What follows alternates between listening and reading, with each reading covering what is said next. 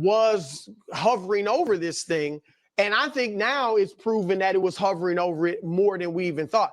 Deion went on talk shows, Tamron Hall in particular, and said, yeah, I'm going to intervene. Like he was, like you said, talking like everybody but don't wanted you him. think that none of that matters if they think the kid's the Yes, starter? yes. Good evening, family. So tonight we're talking about Chris Broussard, and he's saying that the elephant in the room is race, and we know it. But I want you to see how he tries to act out as the house Negro, if you will.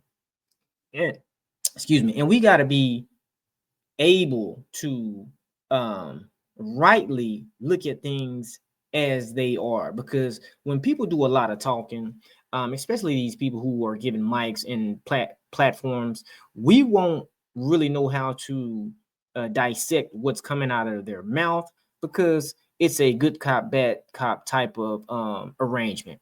And when I say good cop, bad cop, look at how he's about to talk about the elephant in the room.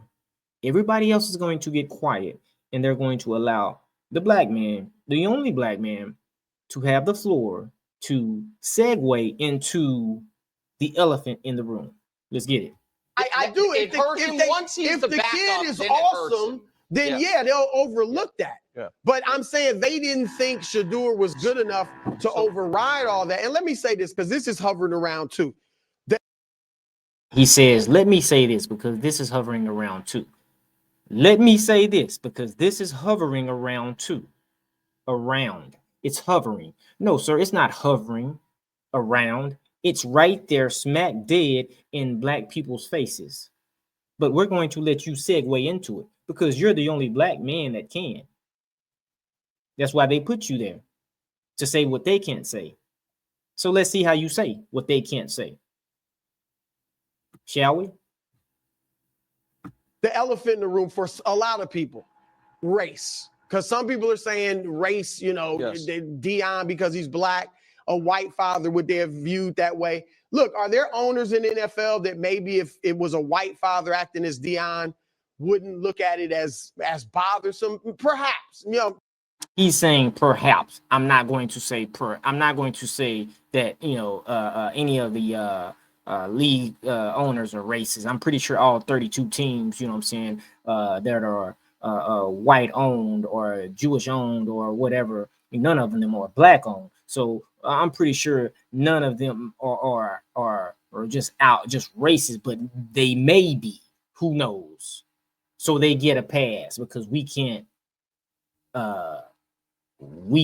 just prove it. That's what he's saying. Look how careful he is with his words. Probably, right? But here's the truth. Cam Ward, obviously, black quarterback chosen number one. So now he's about to make his case. What does a black quarterback being chosen number one have to do with anything? Concerning the treatment of Shedeur Sanders, who they both said should have went before the 144th overall pick. Second straight year, black quarterback chosen number one. Oh wow, that means the league can't be racist. He's the seventh black quarterback that's been chosen number one in the draft. That means the league can't be racist. Draft. All right, two of the teams that overlooked Shedeur, Andrew Berry with the Browns, the general manager. And let's keep going. GM is black. And if you're right, coach, it was a white owner that said go draft him. All right, we saw. Well, if the white owner said go draft him, then okay. So what? The picture, he didn't look excited. The Steelers, Mike Tomlin. Mike Tomlin is an employee. If they call him and say nope, pass, what do you think he's gonna do? So you see, he's trying to make it seem as though, you know, it can't be. Even though I don't know for sure, there might be some racist owners. I can't prove it. There may be, probably, but let me set that to the side and let me put doubt in your mind as I focus on all the black people who are in positions to do this. You know, black coach, they overlooked him. And if you look, I keep looking at the war rooms, and when they have it, that was like the blackest war room in the league. Get more brothers in the war room, NFL. My goodness, it's like ridiculous. Where are the brothers at? But tell me. Then you go to the reporters. The reporter that reported that people thought Shedeur was brash and arrogant was black. Joseph. What does it have to do with anything? A reporter is reporting what people are saying. And I'm pretty sure people think he's probably whatever because of his father and because he's black. See, we can't express ourselves in our natural form. We've got to, or we are expected to just cower down. We're expected to hold our head down and say, yes, sir, master. And see, if you notice, look at him. He's the only, ain't nobody saying nothing. He had to segue into the elephant in the room. The black man had to. So now it makes the topic, it makes the discussion, you know, a little more open-ended for everybody else to jump in. Tina Anderson, the reporter who said that Jonathan Jones, African-American, says that the feeling was Shedeur sandbag. That's a direct quote. Sandbag some of his interviews, purposely didn't do well because he didn't want to go to those teams. He was African-American. When we start the season, week 1, anywhere from 15 to 17 of the starting quarterbacks will be black. So I'm just saying. You see how none of the other, look at them. They're looking at him segue into what now they can talk about, which is the elephant in the room.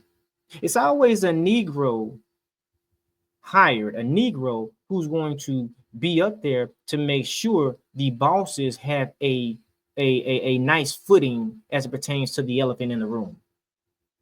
The elephant in the room is the big topic, the major topic. But now the elephant slowly starts to become no longer an elephant. It's no longer a big issue because black people have talked about it. You see Chris Broussard. Look at him. Look at the points. That's a black man making them points. So we can relax. We can exhale because he said it. And he look at what he does. He points to other black people. Saying like, I don't race, maybe it was some sort of factor, but I see what he said. He said race, maybe it was some sort of factor. Maybe it was some sort of factor. It was not the dominant factor in this situation. Okay, so on one end, for sure, he can say maybe it was some sort of factor. He says maybe to that, but then he says it was not for sure the dominant factor. So how can you say it was maybe a factor, but then say it was for sure not the dominant factor? How can you say that, Chris Broussard? And I don't see this as being nefarious at all. And you're now they can come in. You see how that works, family? Now they can come in and they can pile on and they can pretty much say what they want to say anyway.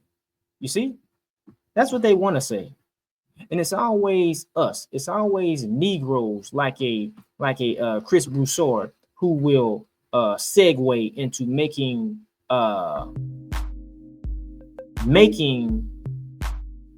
things easier for them.